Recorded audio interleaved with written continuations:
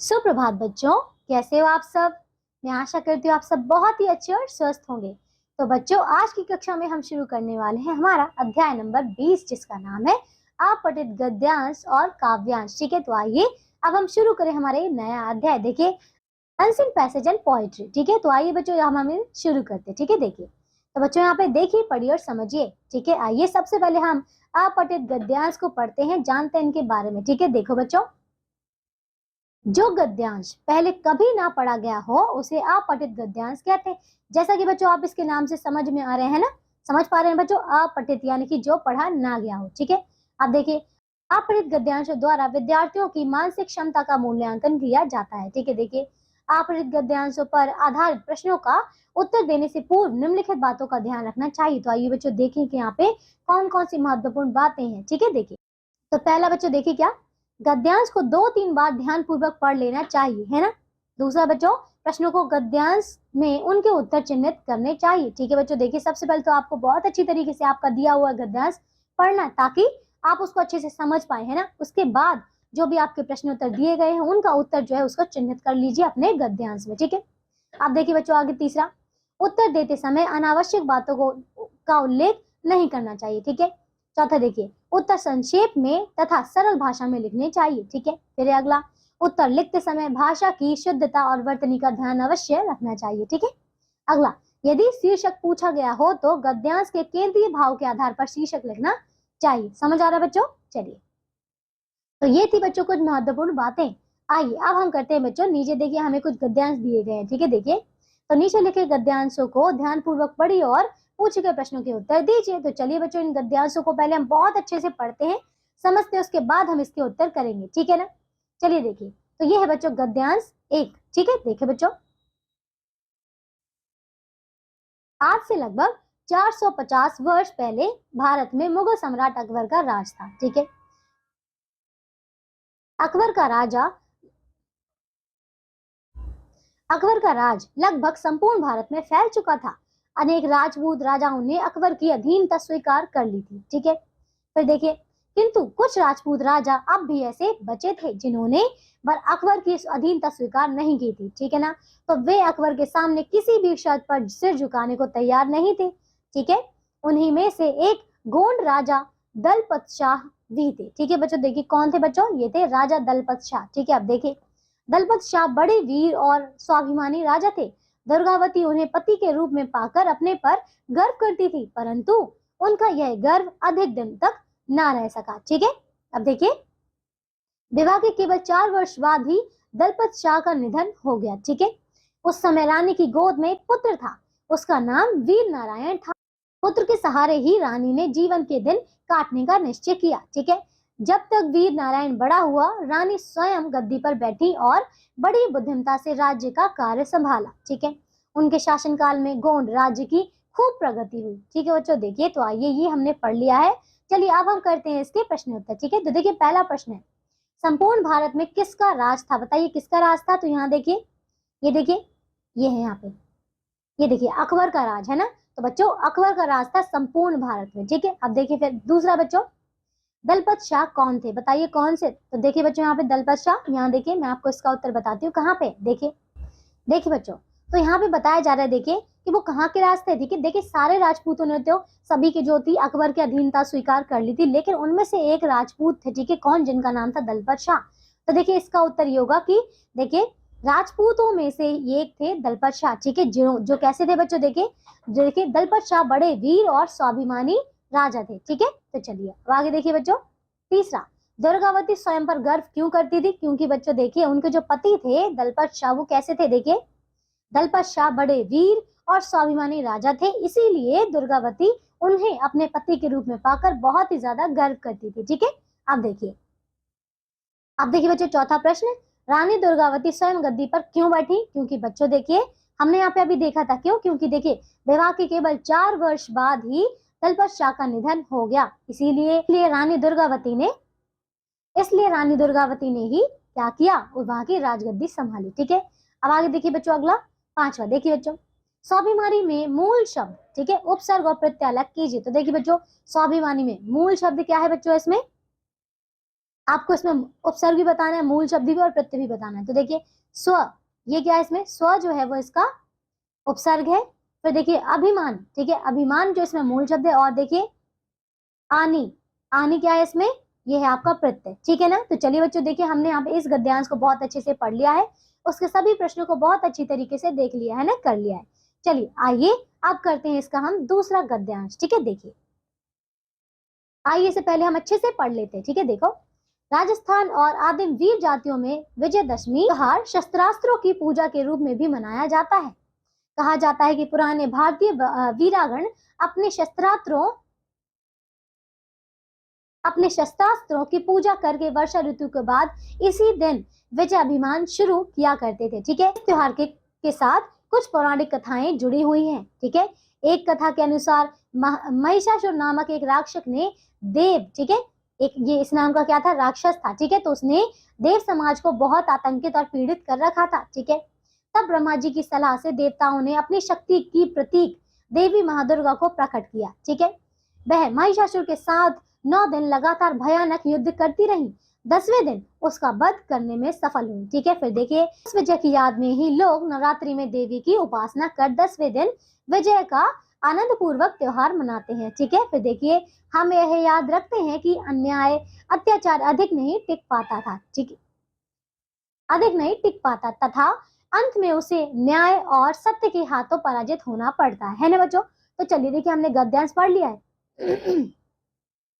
आइए बच्चों अब हम करते हैं इनके दिए गए प्रश्नों के उत्तर, ठीक है। देखिए बच्चों, तो पहला प्रश्न है, क्या राजस्थान और आदिम वीर जातियों में क्या मनाया जाता है, बताइए क्या मनाया जाता है। देखिए तो देखो यहाँ पे ये है बच्चों विजयदशमी, ठीक है। तो ये है बच्चों विजयदशमी, ठीक है, इसका त्योहार मनाया जाता है। अब देखिए, अब दूसरा देखिए बच्चों, महादुर्गा को क्यों प्रकट किया, बताइए। तो देखिए बच्चों यहाँ पे, देखिए बच्चों, तो देखो एक कथा के अनुसार महिषासुर नामक एक राक्षस था जिसने देव समाज को बहुत ही ज्यादा आतंकित और पीड़ित कर रखा था, ठीक है। तो उसमें उन्होंने क्या किया, ब्रह्मा जी की सलाह से सभी देवताओं ने अपनी शक्ति से अपनी भक्ति से क्या किया, देवी महादुर्गा को प्रकट किया, ठीक है। और इसीलिए उन्होंने क्या किया, मतलब उन्होंने उनको आज्ञा दी, मतलब उनको उनसे विनती की कि आप जो है इस राक्षस को खत्म कर दो, ठीक है। तो उन्होंने लगातार 9 दिन तक जो है लड़ाई करी और 10वें दिन जाकर उसको मारने में वो सफल हुई, ठीक है, इसीलिए उनको प्रकट किया था। अब देखिए बच्चों इसके आगे तीसरा देखिए, राक्षस ने क्या कर रखा था, बताइए। तो देखिए बच्चों यहाँ पे देवों को, देखिए देव समाज को क्या कर रखा था बच्चों, देखिए आतंकित और पीड़ित कर रखा था, ठीक है। अब देखिए आगे बच्चों इसका चौथा प्रश्न, तो देखो विजयदशमी के दिन हम लोग किस बात को याद रखते हैं, बताइए किस बात को याद रखते हैं। यहाँ देखिए, तो कहाँ पे देखिए इसका उत्तर, यहाँ देखिए, देखिए बच्चों, तो हम याद रखते हैं कि अन्याय अत्याचार अधिक दिन तक नहीं टिक पाता, अंत में उसे न्याय और सत्य के हाथों पराजित होना ही पड़ता है, ठीक है। चलिए अब देखिए बच्चों इसका पांचवा प्रश्न, तो देखो एक वचन लिखिए, देखिए कथाएं, तो इसका एक वचन होगा कथा। अब देखिए जातियां, तो इसका एक वचन होगा जाति, ठीक है ना। चलिए तो ये भी गद्यांश हमने बहुत अच्छे से कर लिया, ठीक है ना बच्चों। देखिए तो देखो अब इसके देखिए गद्यांश 3, 4, 5 और 6, देखिए ये 4 जो गद्यांश है ये आपको खुद से पूर्ण करने हैं, ठीक है ना। देखिए जिस प्रकार हमने पहला और दूसरा किया उसी प्रकार आप इन चारों को पढ़िए अच्छे से और इनके दिए गए प्रश्नों को पूर्ण कीजिए, ठीक है। चलिए बच्चों अब आगे, तो ये देखिए अब आगे इसमें दिया गया आपको काव्यांश, ठीक है। तो आइए अब हम करते हैं बच्चों अपठित काव्यांश, ठीक है। देखिए ये रहा आपका काव्यांश, देखो आजकल परीक्षाओं में अपठित गद्यांश की तरह अपठित काव्यांश के आधार पर भी प्रश्न पूछे जाते हैं। तो देखिए बच्चों आपने देखा होगा कि आपने आपकी जो परीक्षा है, परीक्षा में देखिए गद्यांश तो दिया ही जाता है, अपठित गद्यांश है ना, लेकिन बच्चों अब तो काव्यांश भी दिया जाने लगा है ना, इसीलिए हमें इसे भी करना अति आवश्यक है, ठीक है। देखिए आप, यह प्रश्न लघुत्तरात्मक एवं बहुविकल्पीय दोनों प्रकार के हो सकते हैं, ठीक है। तो चलिए बच्चों आइए पहला इसमें काव्यांश पढ़ते हैं, ठीक है। देखिए दिए गए काव्यांशों को ध्यानपूर्वक पढ़िए और दिए गए विकल्पों में सही स्थान पर, ठीक है, सही विकल्प पर सही का निशान लगाइए। तो आइए बच्चों इसमें पहला काव्यांश पढ़ते हैं, ठीक है। देखो बच्चों बड़े ध्यान से पढ़िएगा इस कविता को, ठीक है। देखिए ये क्या है, कविता का अंश है, ठीक है। देखिए आइए इसे पढ़ते हैं। एक पड़क्कू बड़े तेज थे, तर्क शास्त्र पढ़ते थे, जहां न कोई बात वहां भी नई बात गढ़ते थे। एक रोज वे पढ़े एक रोज वे पड़े फिक्र में, समझ नहीं कुछ पाए, बैल घूमता है कोलू में कैसे बिना कैसे बिना चलाए। ठीक है, आखिर एक रोज मालिक से पूछा उसने ऐसे, अजी बिना देखे लेते तुम जान भेद यह कैसे। कोलू का यह बैल तुम्हारा चलता या अड़ता है, रहता है घूमता, खड़ा हो या पागुर करता है।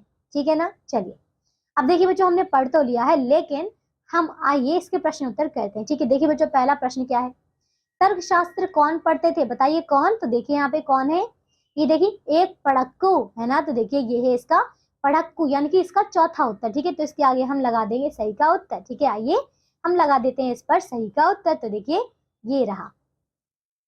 ठीक है ना, अब देखिए बच्चों इसका दूसरा, तो देखिए बच्चों इसका हो जाएगा आपका चौथा उत्तर पढ़क्कू। ठीक है, अब देखिए बच्चों दूसरा प्रश्न है, एक रोज पढ़क्कू पड़ गए, बताइए कहाँ पड़ गए, बताइए खाट पर, खेत पर, फिक्र में या फिर पलंग पर, बताइए।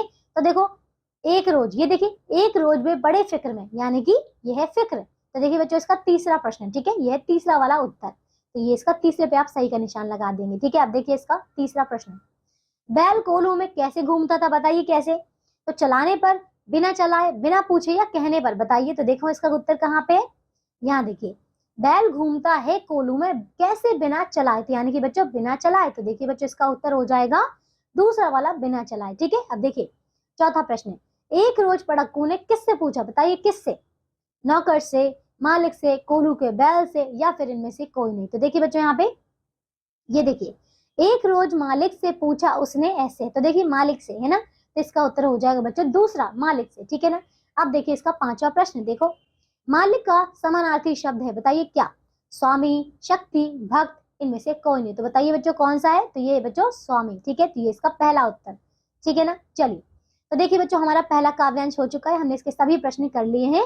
आइए अब हम इसका दूसरा काव्यांश पढ़ते हैं। ठीक है, देखिए तो बच्चों काव्यांश दूसरा है, देखिए क्या, नाव बनाओ भैया मेरे जल्दी आओ, वह देखो पानी आया है, घिर घिर कर बादल छाया है, सात समुंदर भर लाया है, तुम रस का सागर भर लाओ, भैया मेरे जल्दी आओ, पानी सचमुच खूब पड़ेगा, लंबी चौड़ी गली भरेगा, लाकर घर में नदी धरेगा, ऐसे में तुम भी लहराओ, भैया मेरे जल्दी आओ। ठीक है, तो चलिए आइए अब हम करते हैं इसके प्रश्न उत्तर। ठीक है, देखिए बच्चों पहला प्रश्न क्या है, क्या बनाने की बात की गई है, बताइए क्या बनाने की बात की गई है। देखिए नाव बनाओ, यानी कि बच्चों देखिए इसमें कौन सा उत्तर हो जाएगा, पहला ही उत्तर है बच्चों नाव। ठीक है, तो इसके आगे आप सही का उत्तर लगाएंगे, सही का निशान लगाएंगे। ठीक है, चलिए दूसरा देखिए, अब घिर घिर कर क्या छाया है, बताइए क्या छाया, बताइए। तो देखिए कहाँ लिखा है ये देखिए घिर घिर कर बादल छाया है। ठीक है, तो देखिए इसका उत्तर हो जाएगा पहला बादल। ठीक है, अब देखिए तीसरा, क्या भर लाने की बात की गई है, बताइए क्या। तो देखिए नदी, समुंदर, तालाब, अमृत। तो देखिए बच्चों यहाँ पे क्या भर लाया, देखिए ये रहा, तुम रस का सागर भर लाओ, यानी कि रस का सागर। तो देखिए बच्चों यहाँ पे कौन सा उत्तर है, देखिए ये है, क्या भर कर लाने की बात की गई, देखिए बच्चों सात समुंदर भर लाया, यानी कि बच्चों ये है इसका उत्तर समुंदर। तो देखिए बच्चों ये है इसका दूसरा उत्तर समुंदर। ठीक है ना, देखिए अब चौथा, खूब क्या पड़ेगा, बताइए क्या पड़ेगा, पानी, बर्फ, ओला या इनमें से कोई नहीं। तो देखिए बच्चों कौन सा है, खूब पड़ेगा। देखिए कहाँ पे इसका उत्तर, तो जल्दी जल्दी देखो बच्चों, ये देखिए तो ये है इसका पानी सचमुच खूब पड़ेगा। ठीक है, तो बच्चों इसका उत्तर है पानी, पहला उत्तर। ठीक है, अब देखिए इसका पांचवा प्रश्न, समुद्र का मानक शब्द है, बताइए क्या, चुकंदर, समुद्र, सागर या फिर समंदर। तो बताइए क्या है, समुद्र का हो जाएगा क्या, चुकंदर। ठीक है ना, तो ये है इसका उत्तर। ठीक है ना, चलिए अब देखिए बच्चों ये हमारा, हमने इसका दूसरा काव्यांश भी अच्छी तरीके से कर लिया। ठीक है, अब देखिए बच्चों इसके काव्यांश 3, 4, 5 और 6 ये हैं, ये आप लोग खुद से पढ़ेंगे और खुद से इसको पूर्ण करेंगे। ठीक है ना, तो चलिए बच्चों अब मैं आशा करती हूँ कि आप सभी को आप गद्यांश और जो आपके काव्यांश है बहुत अच्छी तरीके से आ गए होंगे बच्चे।